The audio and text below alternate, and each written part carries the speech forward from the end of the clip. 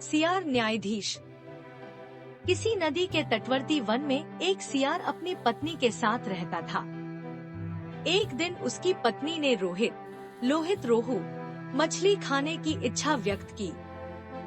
सियार उससे बहुत प्यार करता था।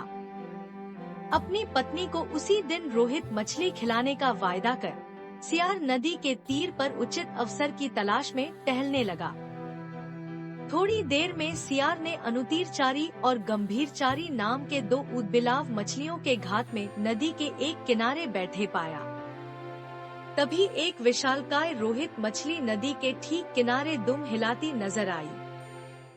बिना समय खोए गंभीरचारी ने नदी में छलांग लगाई और मछली की दुम को कसकर पकड़ लिया, किंतु मछली का वजन उससे कहीं ज्यादा था।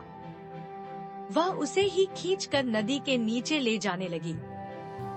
तब गंभीरचारी ने अनुतीरचारी को आवाज लगा बुला लिया। फिर दोनों ही मित्रों ने बड़ा जोर लगाकर किसी तरह मछली को तट पर लापटक दिया और उसे मार डाला। मछली के मारे जाने के बाद दोनों में विवाद खड़ा हो गया कि मछली का कौन सा भाग किसके पास जाएगा। सियार, जो अब तक दूर से ही सारी घटना को देख रहा था, तत्काल दोनों ही उदबिलावों के समक्ष प्रकट हुआ और उसने न्यायाधीश बनने का प्रस्ताव रखा। उदबिलावों ने उसकी सलाह मान ली और उसे अपना न्यायाधीश मान लिया।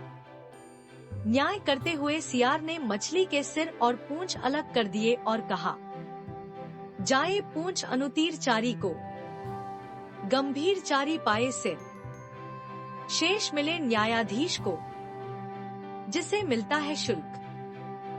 सियार फिर मछली के धड़ को लेकर बड़े आराम से अपनी पत्नी के पास चला गया। दुख और पश्चाताप के साथ तब दोनों उदबिलावों ने अपनी आंखें नीची कर कहा, नहीं लड़ते अगर हम, तो पाते पूरी मछली। लड़ लिए तो ले गया सियार हमारी मछली और छोड़ गया हमारे लिए यह छोटा सा सिर और सूखी पुच्छी।